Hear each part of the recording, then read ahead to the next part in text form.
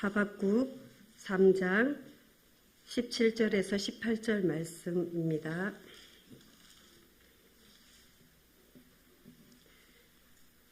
말씀을 다 함께 합독하시겠습니다.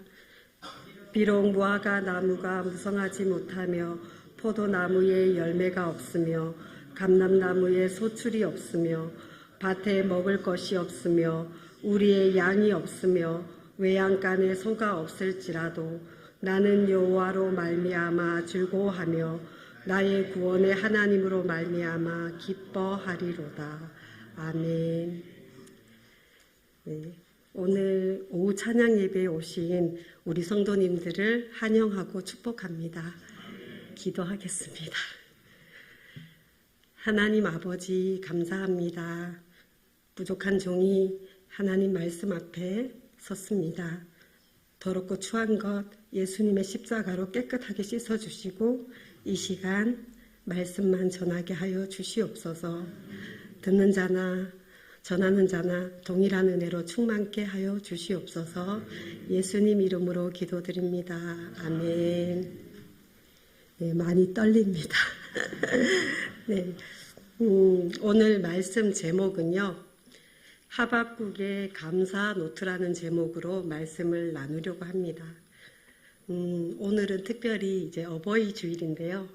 우리 여기 계신 이제 성도님들 어버이날 우리 자녀들과 함께 또 좋은 곳에서 맛있는 식사도 하고 또 선물도 받기도 했을 거라고 생각을 합니다.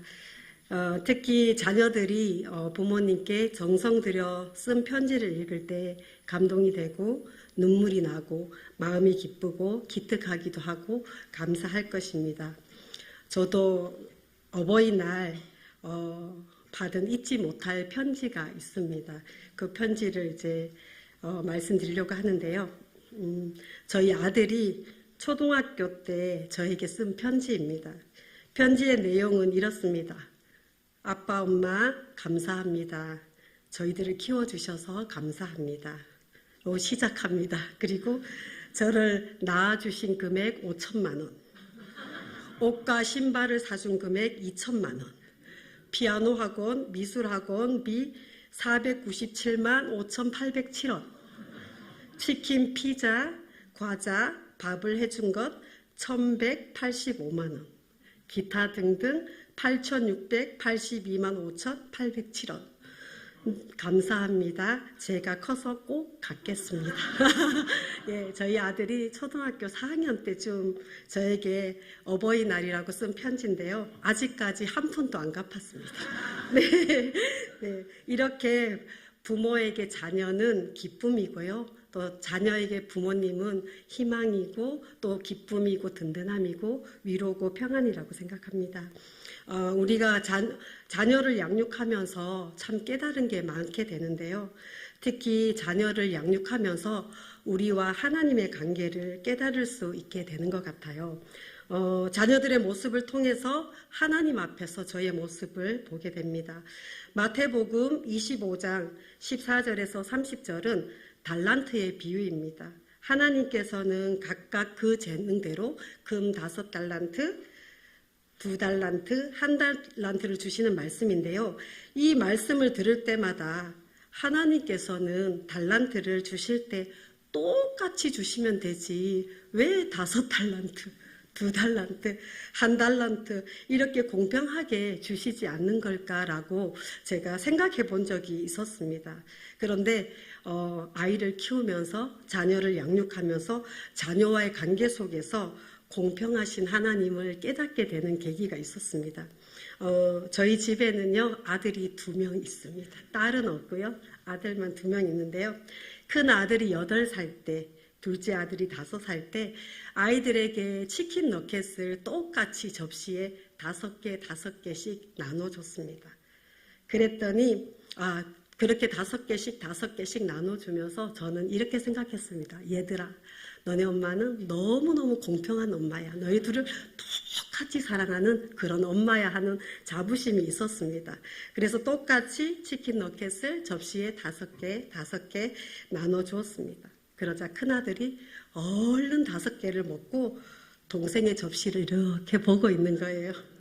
그리고 둘째 아들은 천천히 꼬박꼬박 씹어서 먹어도 2개가 남았습니다. 그래서 제가 다음번에는 큰아들은 7개, 작은 아들은 3개를 주었습니다. 그러자 큰아들도 모자라지 않고 만족하였고요. 둘째 아들도 역시 남기지 않고 만족하는 것을 보게 되었습니다. 하나님의 공평은 세상 사람들과 같지 않다는 것을 두 아들을 통해서 깨닫게 되었습니다. 하나님께서는 우리가 똑같이 나눠주는 것이 공평이 아니라 하나님께서 주권대로 주시는 것이 가장 공평한 것을 우리 두 아들을 통해서 깨닫게 되었는데요. 하나님께서는 각각 그 재능대로 나눠주신 달란트를 남겼을 때 잘하였다 착하고 충성된 종아 내가 작은 일에 충성하였음에 내가 많은 것을 내게 맡기리니 내 주인의 즐거움에 참여할지어다. 마태복음 25장 21절에는 이렇게 하나님께서는 5달란트를 더 남겨서 10달란트, 2달란트를 더 남겨서 4달란트에 초점을 가지 않고 칭찬이 똑같이 하나님의 칭찬은 달란트의 수가 아니라 작은 일에 충성함을 보시고 칭찬하셨습니다. 하나님의 공평하심을 조금이나마 이 두 아들을 통해서 깨닫게 되는 계기가 되었고 마태복음의 말씀을 조금이나마 이해가 되는 시간이 되었습니다. 오늘 본문은 하박국입니다. 하박국의 저자는 하박국입니다. 하박국의 이름의 뜻은 껴안는 자, 메어 달리는 자라는 뜻이 있습니다.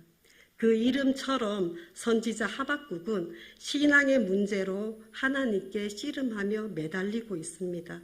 다른 예언자들은 하나님의 말씀을 받아 그 활동을 시작하였지만 하박국의 경우는 하나님의 말씀을 먼저 기다리고 질문하고 기도하는 형태로 기록이 되었습니다. 하박국은 하나님의 말씀을 기다리고 질문하고 기도하는 가운데 하나님을 만나고 구원의 하나님을 만나고 하나님을 또 만나게 되는 그런 말씀인데요. 하박국은 총 3장으로 기록이 되어 있습니다.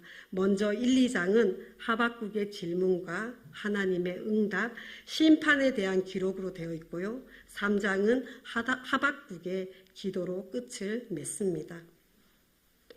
하박국 선지자가 활동하던 당시의 시대적 배경은 정치적으로, 외교적으로, 국방적으로 전 분야의 크나큰 혼돈과 위기에 사로잡혀 있었던 시대이고 남유다는 그 말기적 현상으로 경제적으로, 도덕적으로, 종교적으로 타락을 했는데요. 그 타락이 극에까지 달하였습니다.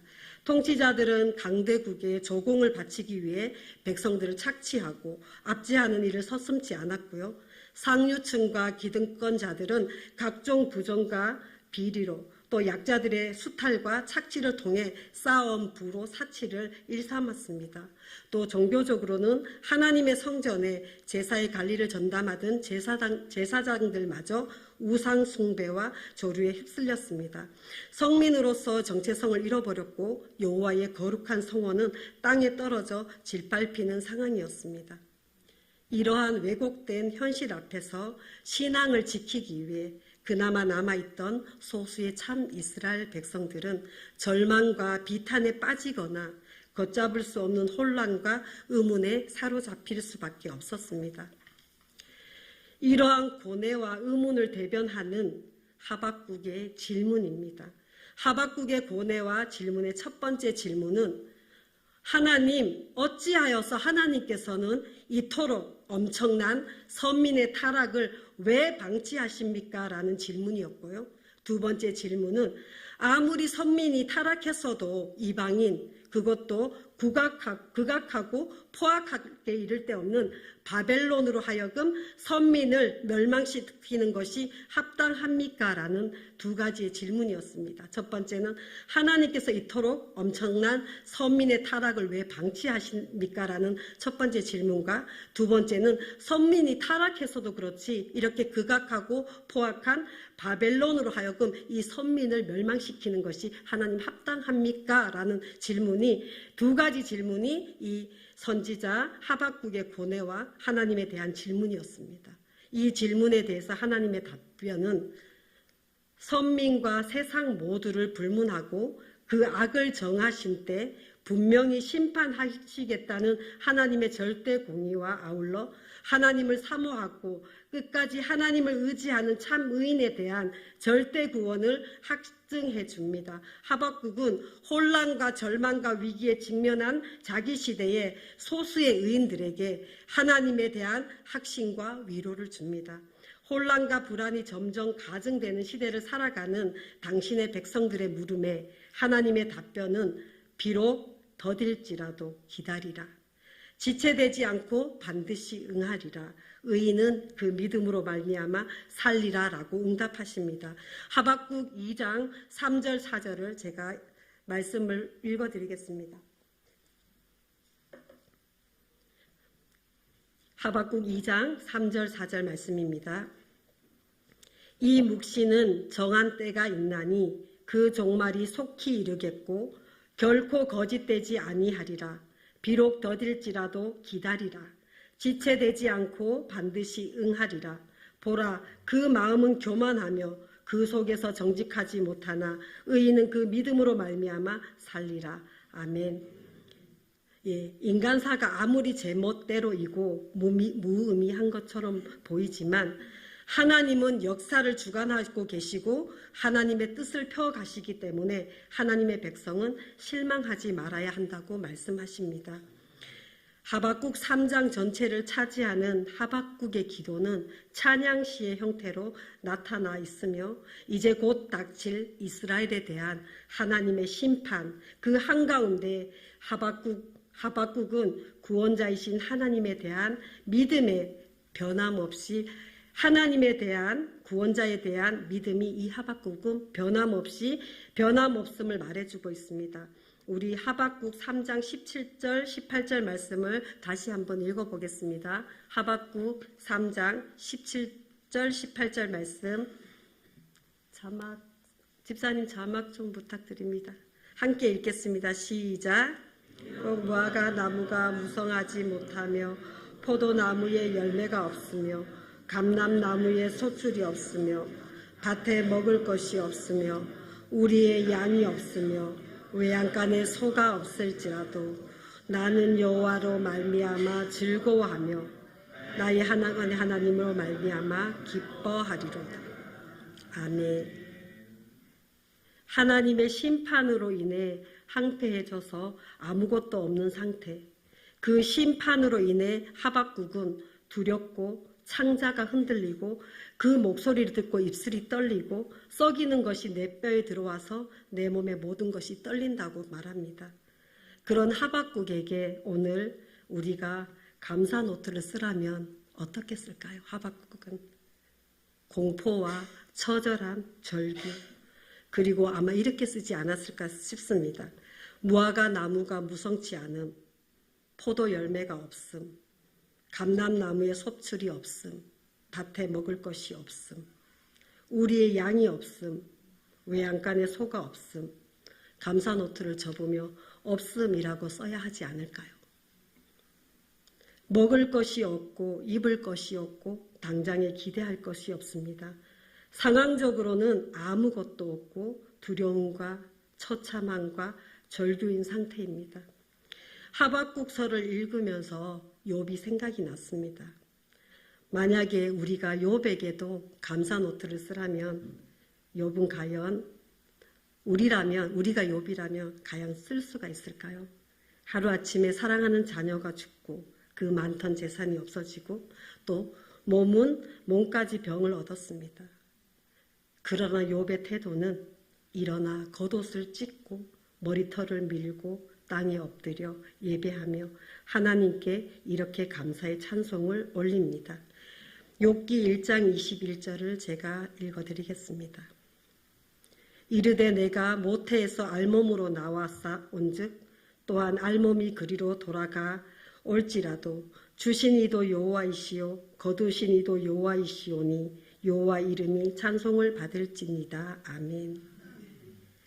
욥의 고백은 주신 이도 하나님이시면 가져가시니도 하나님이심을 고백하며 찬송을 하나님께 올려드립니다.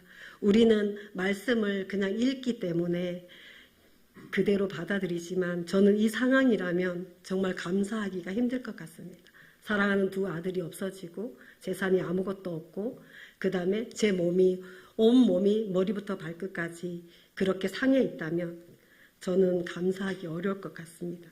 그런데 욥은 일어나 겉옷을 찢고 머리털을 밀고 땅에 엎드려 예배하며 하나님께 모태에서 내가 알몸으로 나왔으니 또한 알몸으로 하나님께 돌아간다. 주신 자도 하나님이시고 가져가시는 자도 하나님이시니 하나님의 이름이 찬송을 받을지어다 라고 욥은 고백합니다. 욥의 고백은 하나님이 주셨고 하나님이 가져가셨으니 하나님을 고백하고 하나님을 찬송하고 찬송을 하나님께 올려드립니다. 다시 하박국으로 와서 하박국의 감사 노트에는 없음이 아니라 그러니까 감사. 한번 따라 해볼까요? 그러니까 감사. 한 번 더 하겠습니다. 그러니까 감사. 네, 하박국의 감사 노트의 이름을 그러니까 감사로 지어봤습니다. 그러니까를 사전에서 찾아보면 그러니까가 접속 부사인데요. 앞 내용이 뒤 내용의 이유나 근거가 될 때 쓰여서 앞뒤 문장을 이어주는 말이래요. 앞의 내용이 뒤의 내용의 이유와 근거가 되기 때문에 앞뒤 문장을 이어주는 말이 그러니까라는 접속 부사라고 합니다. 하박국의 감사는 그러니까 감사입니다. 무화과 나무의 무성함보다 포도 열매보다 감람나무의 소출보다 밭에 먹을 것보다 우리의 양보다 외양간의 소보다 더 중요한 것은 하나님입니다. 하나님이 계시기 때문에 그러니까 감사한 것입니다. 하나님은 무화과 나무의 무성함보다 포도 열매의 열매보다 감람나무의 소출보다 밭에 먹을 것보다 우리의 양보다 외양간의 소보다 더 중요한 것이 우리의 구원이고 우리의 구원이 가장 중요하기 때문입니다. 하박국의 감사의 노트에는 없음이 아니라 그러니까 감사입니다. 하나님 때문에 그러니까 하나님 때문에 감사합니다. 하나님께서 우리에게 주신 구원이 있기 때문에 그렇기 때문에 그러니까 감사합니다. 하박국의 감사는 그러니까 감사하면서 하박국의 감사는 하나님을 믿는 믿음의 감사입니다. 하박국은 이제 곧 닥칠 이스라엘에 대한 하나님의 심판 가운데서도 구원자이신 하나님에 대한 믿음이 변함없었습니다. 하박국의 감사는 하나님께서 구원자 되심에 대한 감사와 찬양을 하고 있습니다.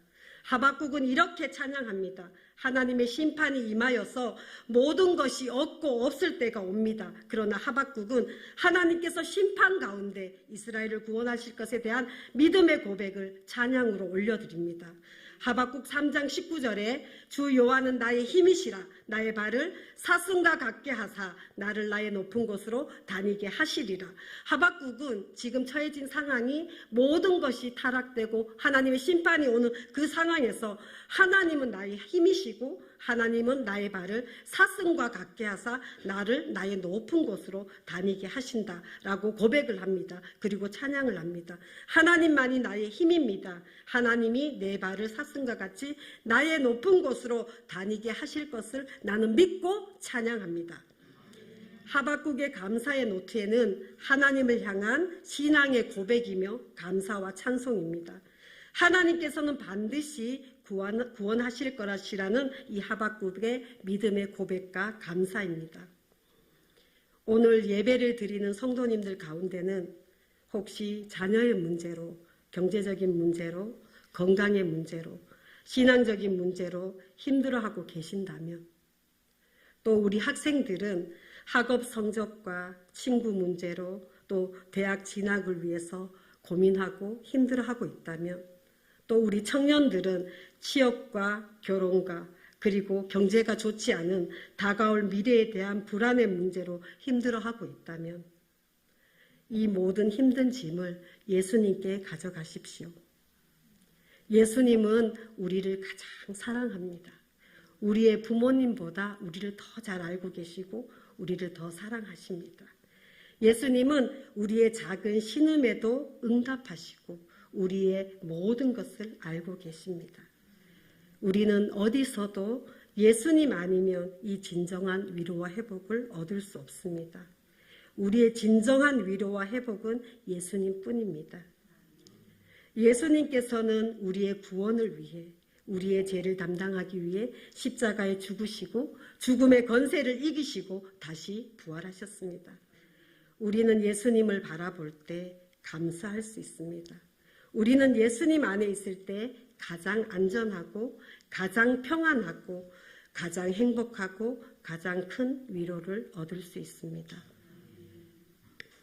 행복을 여는 열쇠는 감사에 있습니다. 행복해서 감사한 것이 아니라 감사하면 행복해집니다. 오늘부터 행복 안에 거할 수 있는, 감사로 행복해질 수 있는 우리 성북중앙교회 성도님들이 되시기를 바라겠습니다. 기도하겠습니다.